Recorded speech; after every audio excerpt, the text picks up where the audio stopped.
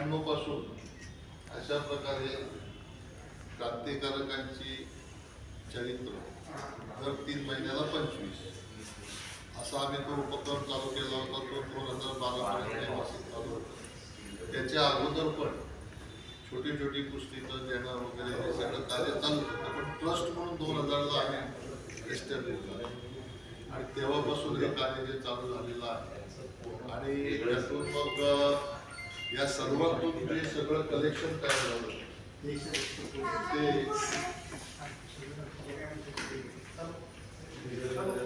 हा देशभक्त कोश. याच्यामध्ये 2000 चित्र ही जी तुम्ही बघताय ती या ग्रंथात आहेत आणि 10,000 क्रांतिकारकांची. दुसरी काका तुम्ही पुढे आपल्याकडे हा ग्रंथ विक्रीसाठी आणि याचं विशेष म्हणजे ग्रंथाची ॲडव्हान्स भूमिका आम्ही केली. 351 रुपयाला दिला होता. 15 ऑगस्ट 2012ला प्रकाशन होणार होतं आणि आम्ही 9 ऑगस्टलाच प्रकाशन करायचं जाहीर केलं आणि 15 ऑगस्टपर्यंत 5,500 कॉपी बुक झाल्या. म्हणजे 5,000 छापले, लगेच 1,000 दुसरे आणि ते प्रिंटर स्वतः समोर आहे ज्याने हे छापलं आणि कॉस्ट टू कॉस्ट 351 रुपयाच्या किमतीने द्यावे. आता हा ग्रंथ लोकांना देण्यासाठी माझ्याकडे नाही आणि आता लोकांना परवडणार पण नाही, म्हणून आम्ही आता याची डिजिटल कॉपी केली. ओळख देशभक्तांची शाळा तिथे क्रांती या उपक्रमांतर्गत गेल्या वर्षी मी हे सगळं माझं साहित्य हे लोकार्पण केलेलं आहे. आता लोकार्पण केल्यानंतर हे लोकार्पण केलं घेणार कोण, माझ्याकडे कोण घ्यायला येणार, म्हणून मी लोकांकडे जातोय. 358 तालुके महाराष्ट्राचे, प्रत्येकाला 2 दिवस दिले तरी 750हून जास्त दिवस होते. शिवाय मध्ये सुट्ट्या वगैरे सगळं आणि बेळगाव आणि गोवा असं मिळून 26 जानेवारी 2026 म्हणजे प्रजासत्ताकाचा अमृत महोत्सव संपतोय असा कालावधी धरून 948 दिवसाचा माझा प्रवास चालू आहे. 1 वर्ष होऊन गेला, तर 400 दिवस झाले आणि मी आता पुण्यामध्ये आहे आणि ह्या ठिकाणी 3 दिवसापूर्वी 2 तारखेला आपण प्रदर्शन लावलं. 2, 3 आणि 4 आज समोर होतं. त्याच्या उद्घाटनाच्या वेळेला अनेक फौजी अधिकारी आले होते, इथे मान्यवर आले होते. जवळजवळ 200 समूह इथे जमला होता आणि छानपैकी तो उपक्रम झाला. आतापर्यंत प्रत्यक्ष विद्यार्थ्यांपर्यंत सर आम्ही 1 लाख विद्यार्थ्यांना डेटा दिला, पण त्यांनी पुढे किती ठिकाणी पाठवलंय त्याचं काही गणित नाही की एका मुख्याध्यापकाला दिला का तो जिल्ह्यातल्या सगळ्या संघाला पाठवतो. माझं म्हणणं असं आहे याच्यातून साध्य एकमेव की जसं म्हटलं जातं की आम्हाला 10-20 क्रांतिकारकांच्या पलीकडे काय माहिती नाही. मी तुम्हाला मोबाईलमध्ये 2000 क्रांतिकारकांच्या फोटोची डिजिटल कॉपी देतोय, 10,000 क्रांतिकारकांचा कोश देतोय, त्यासोबत मी लिहिलेली अनेक पुस्तकं देतोय. आता ही समाजापर्यंत पोहोचवून 26 जानेवारी 2026 पर्यंत अखिल विश्वामध्ये आपल्या भारतीय स्वातंत्र्य लढ्याच्या किमान 2000 क्रांतिकारकांचे फोटो पोहोचवले. तर आजच्या या म्हणजे 2, 3, 4 हा जो कार्यक्रम केला त्याच्या समारोपाच्या निमित्ताने मी सरांना विनंती केली होती, बुरके सरांना, ते आलेले आहेत आणि चापेकर सर आलेले आहेत. यांचं मी स्वागत करतो आणि चापेकर सरांना आणि बुरके सर आणि ही विश्वस्त कर्नाळा चॅरिटेबल ट्रस्ट पुणे या तिघांना मी विनंती करतो का ह्या ज्या आलेल्या आहेत 3 जण हे आहेत क्रांतिगुरु लहुजी वस्ताद यांचे वंशज. लहुजी वस्तादांची कामगिरी तुम्हाला सांगायची तर भारतीय स्वातंत्र्य लढ्याची सुरुवात म्हणजे पेशवाई नंतर 1818 पासून जी सुरुवात झाली तिथे शपथ कोणी घेतली होती तर ती लहुजी वस्ताद क्रांती. पुण्यामध्ये त्यांची तालीम होती, म्हणजे आता पण आहेच. त्या तालमीमध्ये अनेक सैनिक तयार होतात. जसं सैनिकांचं ट्रेनिंग असतं तसं तिथे म्हणजे ज्योतिबांचा पण काळ आहे, सावित्रीबाईंचा काळ आहे, त्यांना पण संरक्षण दिलं आहे. प्रत्येक मोमेंटमध्ये म्हणजे वासुदेव बळवंतांचा लढा असो, उमाजीराजेंचा असो, 1857चा असो, या प्रत्येक ह्याच्यामध्ये क्रांतिगुरु लहुजी वस्ताद होते आणि त्यांचे वंशज इथे आले म्हणून त्यांचा मान म्हणून त्यांचा सत्कार आपण करूया. या ताई.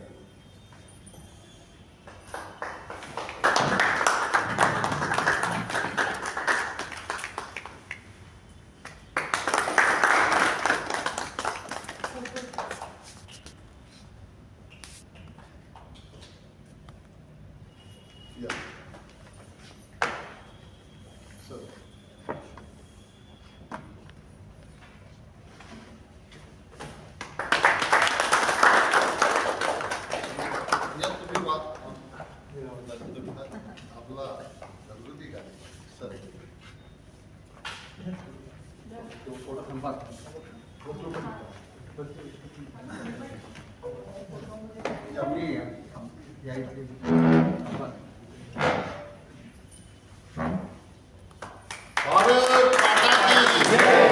भारत माता की जय. वंदे मातरम. वंदे मातरम.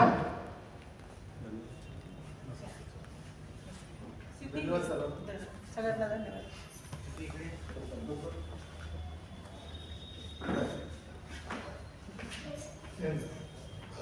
तर आज या ठिकाणी आमचे जोशी काका आलेले आहेत, देवदेवेश्वर संस्थानाचे भागवत काका आलेले आहेत आणि माझे या प्रवाहात मला घेऊन जो आला व्यक्ती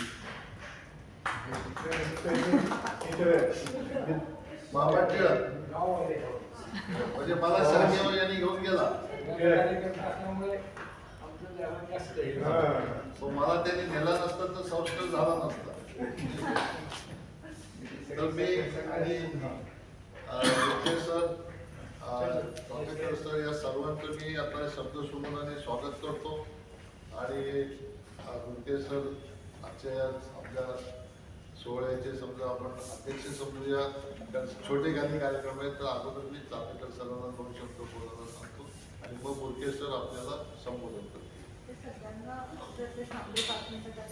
तिथे समारोप चालू आहे. 5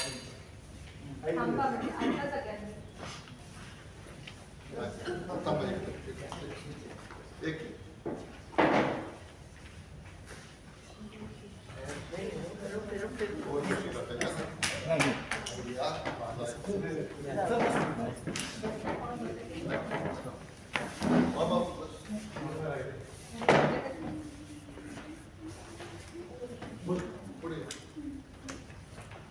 नमस्कार. तर हे देशभक्त आणि क्रांतिकारक यांचं प्रदर्शन हा अतिशय उपयुक्त आणि स्वागतार्ह असा उपक्रम आहे. अशा दृष्टीने की आजच्या तरुण पिढीला या देशभक्तांबद्दल फारच अल्प माहिती असते. 5-6 वर्षापूर्वी टाइम्स ऑफ इंडियामध्ये एक फीचर आलं. त्यांनी महाविद्यालय विद्यार्थ्यांना काही नावं सांगितली आणि ही नावं माहिती आहेत का असं विचारलं. त्याच्यामध्ये महात्मा गांधी, लोकमान्य टिळक यांची नावं होती. विद्यार्थ्यांनी सांगितलं हो माहिती आहे. त्यांच्याबद्दल काय माहिती आहे तर अतिशय मोजक्या विद्यार्थ्यांना सांगता आलं ही स्थिती आहे. त्या दृष्टीने आजच्या पिढीपुढे हे स्वातंत्र्य सैनिक त्यांचं कार्य येणं हे अतिशय आवश्यक आहे. आणि का आवश्यक आहे आपण आत्ता ते जे राजकारण पाहतो त्याच्यावरनं आपल्याला कळून गेलं. शासनाने सरांनी इतके वर्ष हा उपक्रम चालू केला आहे. हे काही एकदम जमलेलं नाही आहे. त्यांनी त्यांच्या महाविद्यालयीन काळापासून हे चित्र जमवणं, क्रांतिकारकांची माहिती जमवणं, छायाचित्र जमवणं हे काम तेव्हापासून चालू केलं. तेव्हा आज हे स्वरूप त्याला आलेलं आहे. शासनाने सरांचं हेही फार मोठे देशभक्तच म्हटले पाहिजेत. त्यांचं काहीच्या क्षेत्रामध्ये काम चालू आहे मोठं, हे तर आपल्या डोळ्यापुढे आहेच. असं आणखी त्यांचं बरंच काय काय चालू असतं.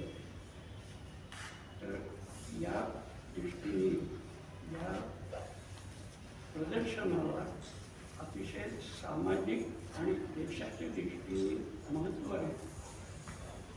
एक गोष्ट अतिशय त्यांची स्वागतार्ह म्हटली पाहिजे की प्रदर्शन पाहायला विद्यार्थी तरुण येतीलच असं नाही, तर हे त्यांच्यापर्यंत पोचतात आणि त्यांना त्याची माहिती देतात.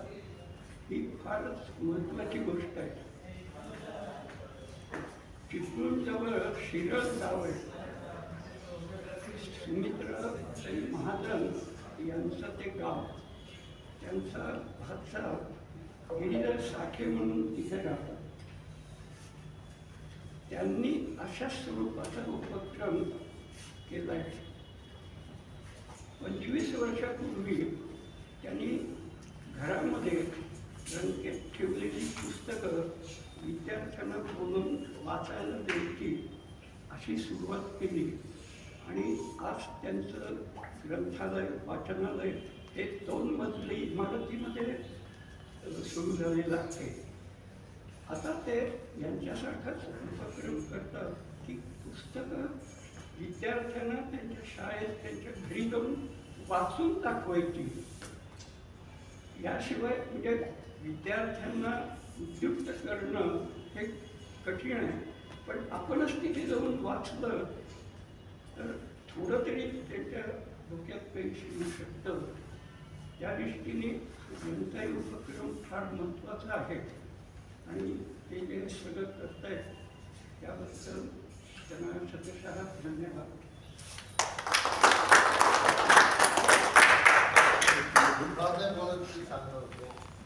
देवदेवेश्वर आपलं जे संस्थान आहे म्हणजे पुण्याचं वैभव म्हणजे पेशवे आणि ते सगळा वारसा या सुवर्ण काय म्हणे पेशवे. मी आता बोलायला उभा राहिलोय.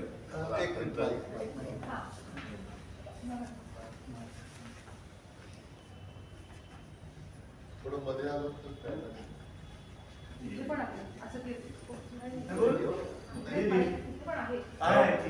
खरं म्हणाल तर कबूल करायला मला काही थोडंसं वाईट वाटेल.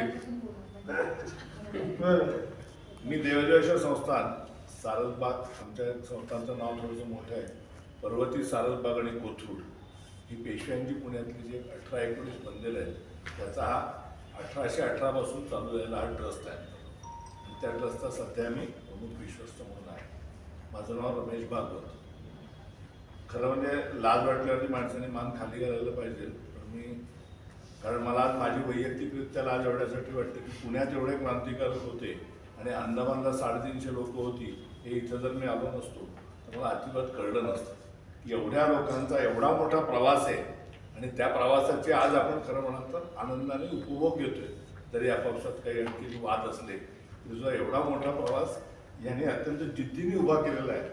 तर मी त्यांना एवढीच विनंती करेन की असंच तुम्ही प्रदर्शन आमच्या सारसबागमध्ये, मृत्युंजयमध्ये तुम्हाला आम्ही अगदी इन्व्हाइट करतो. तुम्ही कुठलीही तिथे फक्त तुमचा डिस्प्लेचा जो प्रकार आहे तो आमच्या लोकांना काही करता येणार नाही, तर तुम्ही येऊन डिस्प्ले करा. आमच्याकडे 2 मोठे हॉल आहेत आणि त्या भागातल्या लोकांना आणि विद्यार्थ्यांना आपण बोलवू. तुम्ही तारखा सांगा, त्या तारखेला आपण सगळ्या लोकांना बोलवू तिथे. कारण देवदेवेश्वर संस्थान पर्वतीवरती बाजीरावांचा आम्ही आता एक पुतळा उभा केला आहे. नानासाहेबांचाही पुतळा आम्ही पर्वतीवर लावला आहे आणि तिथं आम्ही आता युद्ध स्मारक करतोय. त्या युद्ध स्मारकामध्ये पण आपण ह्या सगळ्याचा अंतर्भाव करू शकू, कारण तिथं मोठी जागा आमच्याकडे आहे पर्वतीला आणि हे स्फूर्ती ठिकाण होईल अशी मला 100% खात्री आहे. तुम्ही सारसबागेमध्ये या. आता एकच गोष्ट सांगतो, मी थांबतो. सारसबागेमध्ये पूर्वी शनिवारवाड्याच्या समोर एक आपल्याकडे क्रांतिकारकांच्या स्मृतिप्रित्यर्थ स्तंभ होता. त्याचं उद्घाटन यशवंतराव चव्हाणांनी केलं होतं आणि त्याला कोकटे आपले महापौर होते.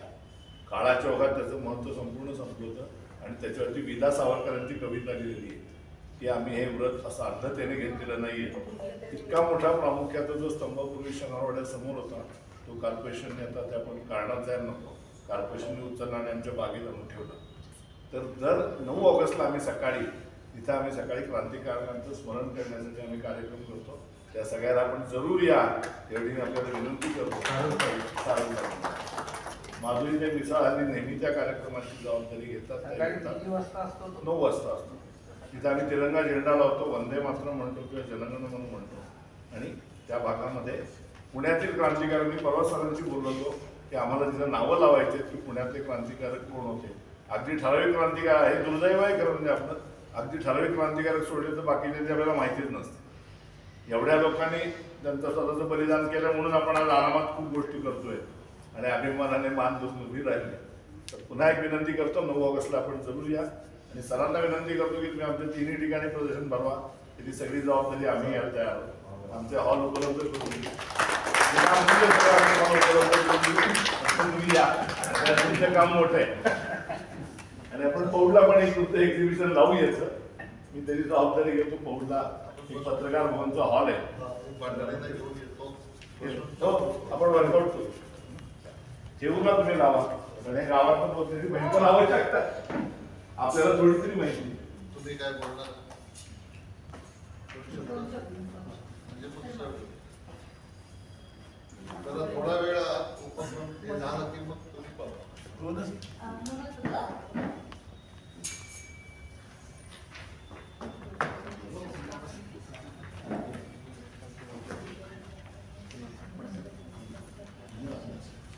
नमस्ते, धन्यवाद.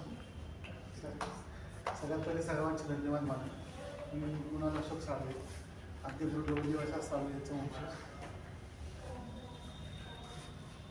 कर्नाळा चॅरिटेबल ट्रस्ट पुणे यांनी जो आता सध्या उपक्रम राबवला आहे आणि अनेक वर्ष गेले राबवत आहे, हा जो उपक्रम आहे आणि मिळणारा प्रतिसाद आणि ह्याच्यामध्ये अनेक आद्य क्रांतिगुरू किंवा क्रांतिकारक जे आता उपलब्ध आहेत, ज्याविषयी लोकांना माहिती नाही किंवा त्यांच्या अंतर काही गोष्टी असतील, म्हणजे पुण्यापासून तर विदर्भ असेल प्रांत, अनेक महाराष्ट्रातले बरेच प्रांत असतात किंवा भारतापर्यंत ज्या काही गोष्टी आपण इतिहास वाचतो, लिहितो किंवा ऐकतो, पण सरांचं एक कलेक्शन इतकं छान आहे. आता तर त्यांनी सांगितलं फक्त 2000, पण त्यापेक्षाही त्यांचा खूप अभ्यास आहे. त्यांचं एक पुस्तक पण आहे की साधारणतः एक 10,000 म्हणजे सरांना, तर 10,000 क्रांतिकारक म्हणजे काय, तर त्याबद्दलची एक माहिती की सर्वांना भेटते. हे आपलं भाग्य आहे सगळं पुणेकरांचं किंवा एक तर पूर्ण भारतीयांचं. त्याबद्दल अजून सरांनी बऱ्याच लोकांचं मार्गदर्शन घेऊन किंवा काही हे पुढे चालत राहावं, त्यासाठी आपल्या सर्वांना मला साळवे परिवाराकडून शुभेच्छा. सर्वांचे धन्यवाद.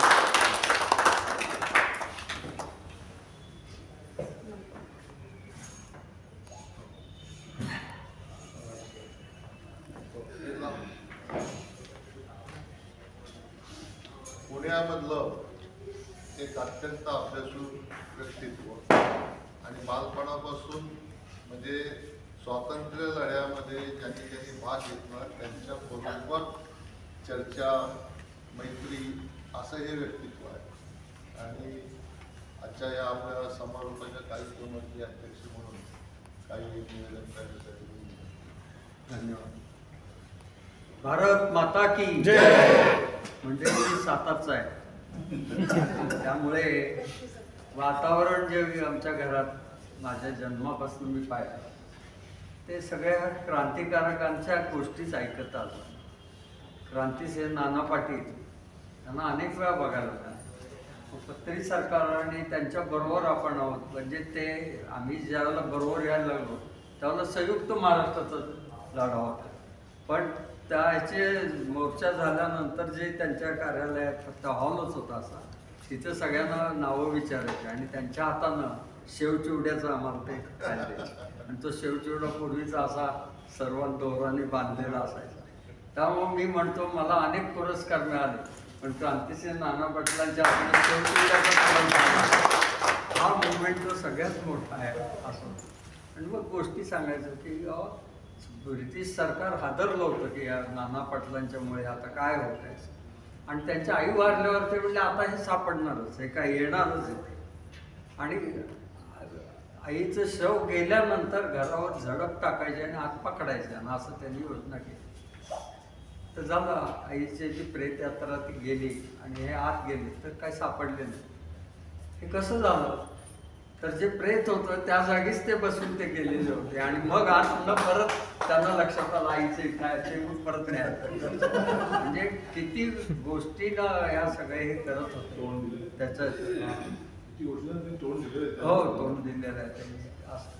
आमच्या इथे भाई काशीनाथ हे भाई घाणेकर म्हणून ते आमच्या दारावरनं ओरडत जायचे संयुक्त महाराष्ट्राचे, एकटे जायचे कोणी नसलं तर त्यांची गोष्ट माझी आजी सांगायची. आपल्या समोर निवडुंगाचं झुडूप व्हायचं त्याच्यात त्यांना टाकलं होतं ब्रिटिश काळात आणि 2 दिवसांनी त्यांना काढलं. तोपर्यंत त्यांना काढायला परवानगी देत नव्हते. इतके छळ हे केलेले झालेले.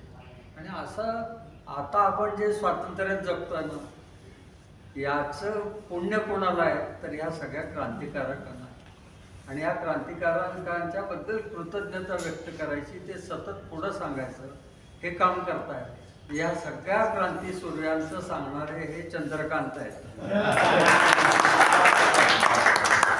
बघा की आपल्याला माहिती नसतं, आता गेलं की लक्षात येत अरे हे मराठवाड्यातले आहेत, तिथे एवढं क्रांतिकारकांचं होतं, निजामाच्या ह्याच्यातले होते. त्याच्यानंतर आलं की हे साताराकडचे, हे वाळवा सांगलीकडचे आहेत.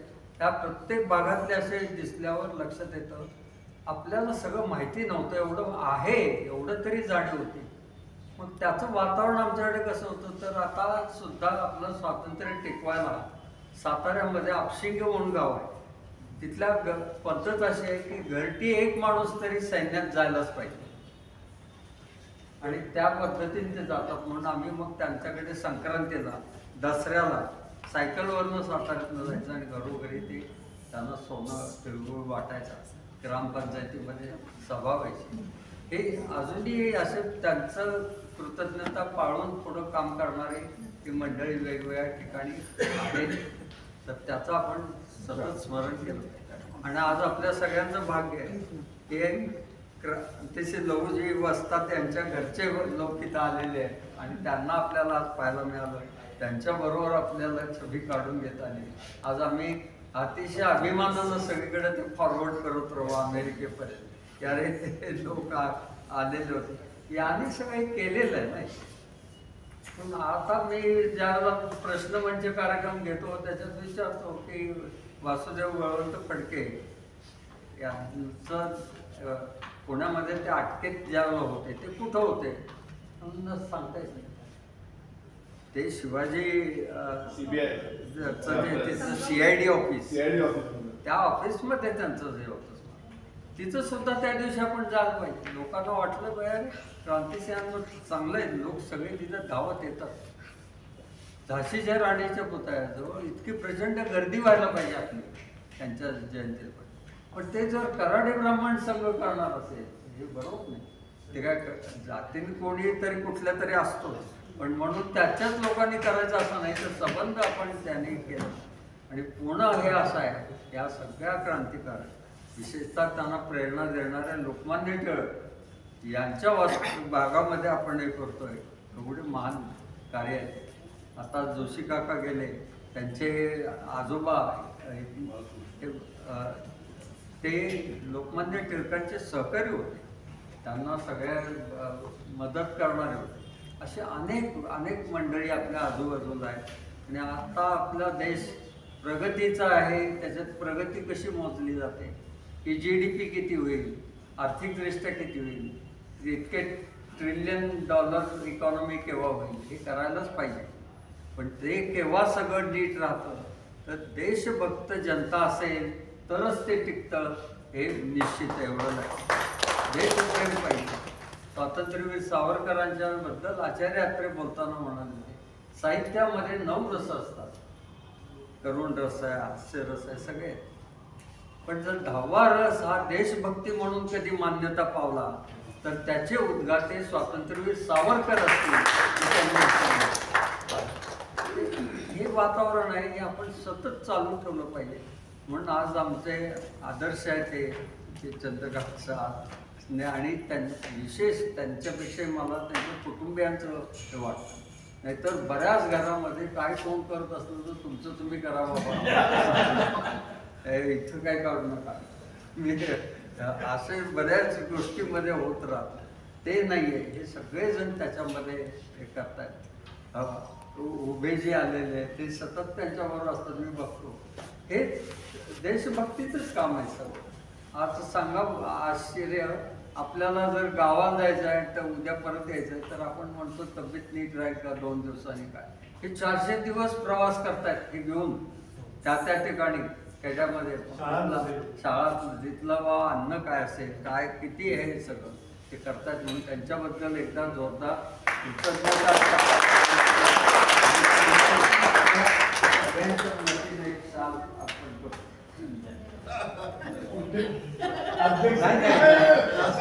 त्यांच्यासाठी आम्ही घेऊन बरंच साधीच झालो.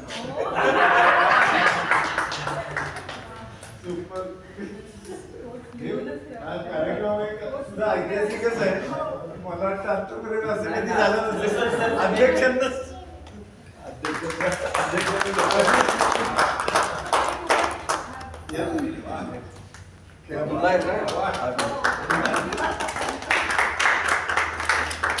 नाना पाटलांकडून शेवचिवडा,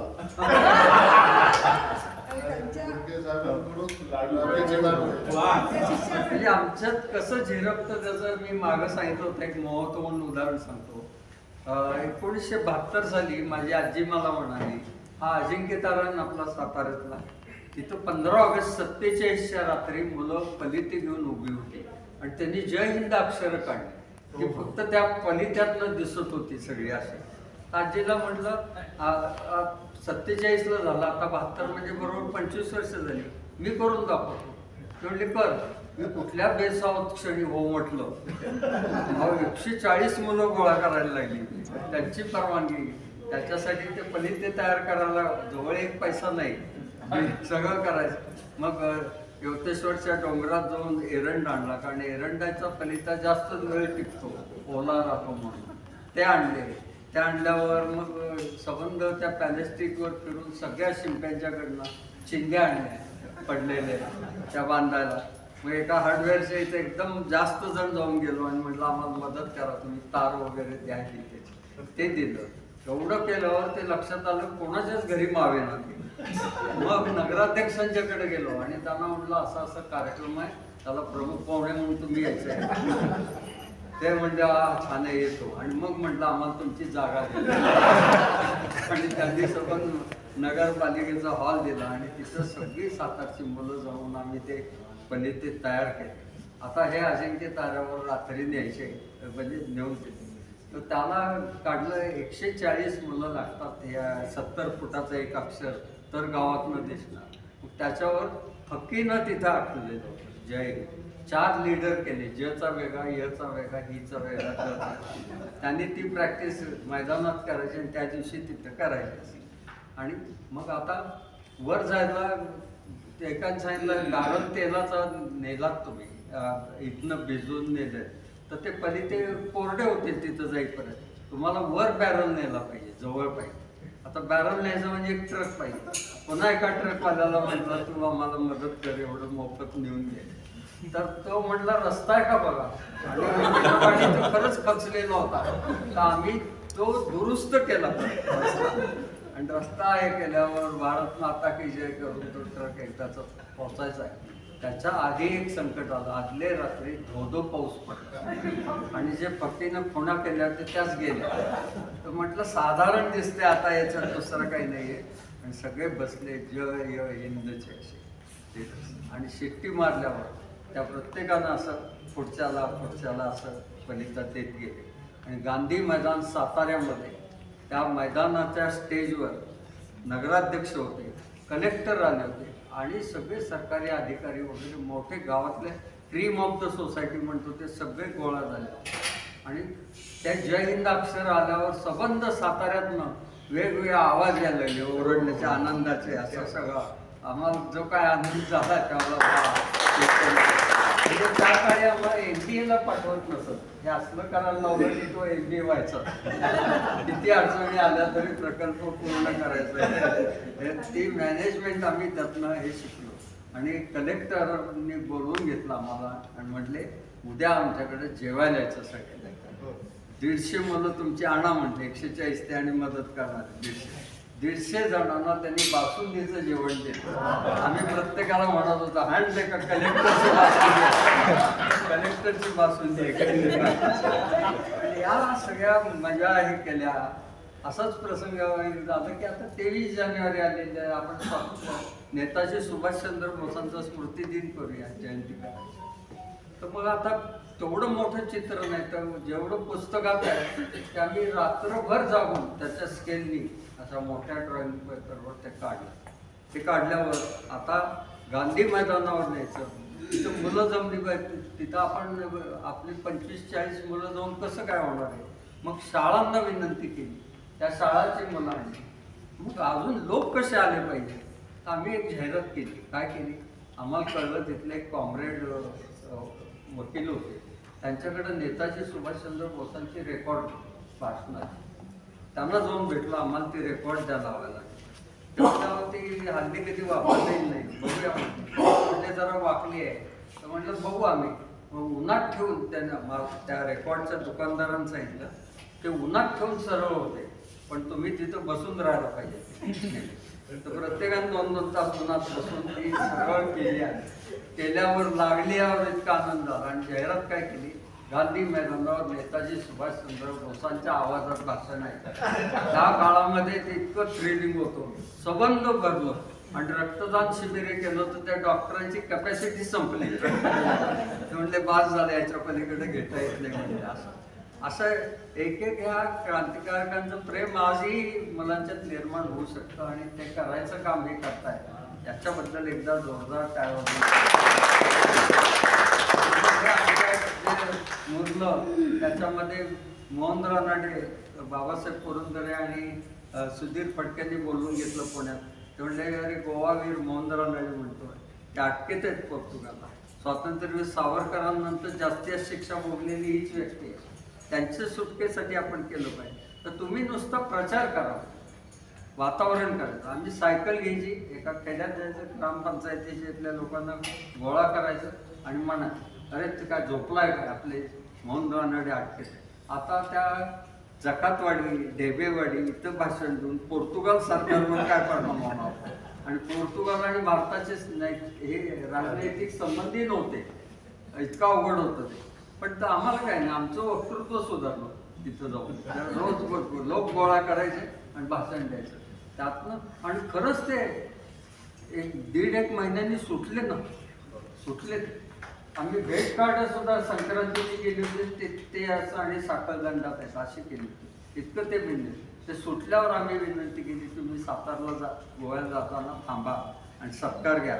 गांधी मैदानावर 11:15च्या दरम्यान इतकं कडक ऊन होतं त्याला तरी 10,000 लोक त्या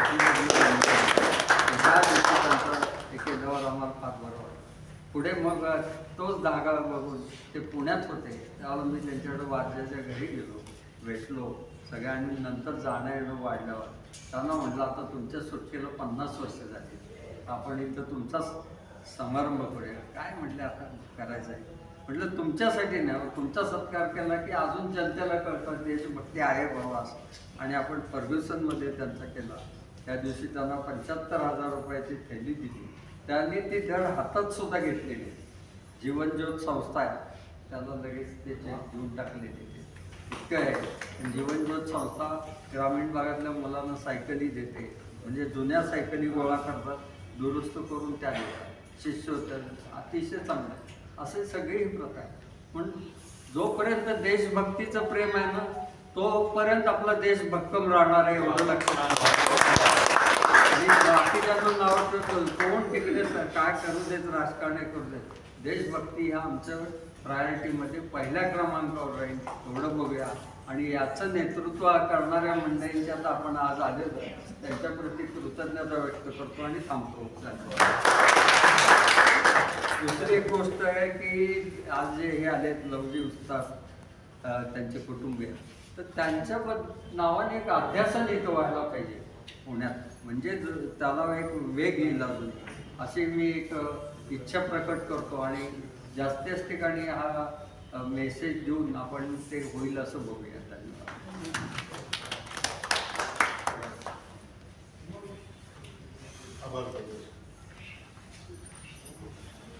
नमस्कार.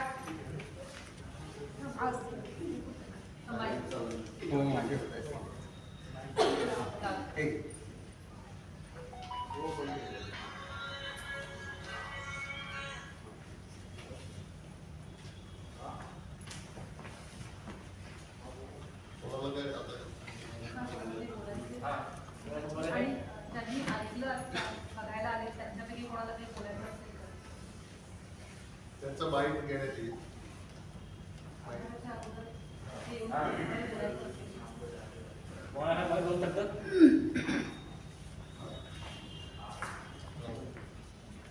नमस्कार. इथे जमलेल्या सगळ्यांना माझा नमस्कार. आपण ह्या कार्यक्रमाला आला, शाळा देते क्रांती मंदिर हा आमचा उपक्रम आहे. या उपक्रमादरम्यान आम्ही ह्या पुण्यामध्ये बालगंधर्वमध्ये प्रदर्शन लावलेलं आहे. तर ह्याचा आज समारोपाचा दिवस आहे. 3 दिवस झालेला आहे. हे आता समारोप आम्ही इथे केला आहे, पण हा असंच पुढे चालू राहणार आहे. हे अजून 948 दिवस बाकी आहे. हा 948 दिवसाचा कार्यक्रम आहे. मिशन आहे आमचे. 400 दिवस झालेले आहेत. अजून 548 दिवस बाकी आहे. तेव्हा ह्यासाठी आम्हाला पुढचे अजून 548 दिवस आम्हाला अजून खूप ठिकाणी जायचं आहे. तर तुम्ही सगळ्यांनी ह्या उपक्रमात सामील व्हा आणि खालीचा वाटा होऊन आमच्या उपक्रमात आम्हाला मदत करा. कारण हे आपलं सर्वांचं काम आहे. हे देशभक्त सगळ्यांचे आहे. सगळ्यांचं नातं यांच्याशी आहे. तेव्हा सगळ्यांनी याच्यात नक्की खालीचा वाटा घ्या आणि हा उपक्रम पुढे गेला पाहिजे. तेव्हा मला एकच सांगायचं आहे की तुम्ही हे प्रत्येकाच्या तुमच्या घरामध्ये ह्याची चर्चा होऊ द्या, तुमच्या फॅमिलीमध्ये होऊ द्या, मित्रमंडळीमध्ये होऊ द्या आणि हा उपक्रम किती जास्तीत जास्त चांगला होईल ह्यासाठी आम्हाला तुम्ही त्यासाठी सांगा. हा कुठे कुठे लावायला पाहिजे प्रदर्शन, तुम्ही त्यासाठी आम्हाला कॉल करू शकता आणि आम्हाला सांगून आम्ही नक्कीच तुमच्या मागण्या आम्ही मान्य करू आणि ते प्रदर्शन आम्ही ठिकठिकाणी लावू. तुम्ही त्यासाठी कुठे पाहिजे, कुठल्या खेडेगावामध्ये लावायचं असेल तरीसुद्धा आम्ही येऊ. कारण हा प्रत्येकाच्या तळागाळात पोचला पाहिजे कार्यक्रम, अशी आमच्याकडची इच्छा आहे. तेव्हा तुम्ही आलात त्याबद्दल तुम्हाला तुमचं खरंच सदस्य तुमचे ऋणी आहोत आम्ही. तेव्हा एवढं बोलून मी हा आपला कार्यक्रम आता संपत आलेला आहे. आता पुढे हा चालूच राहणार आहे. आत्ता संपला पण पुढे हा चालूच राहणार आहे. तर तुम्ही नक्कीच सगळेजण मदत कराल याची मला खात्री आहे. कारण तुम्ही सगळे पुणेकर आहात. एवढं बोलून मी बैठक संपवते.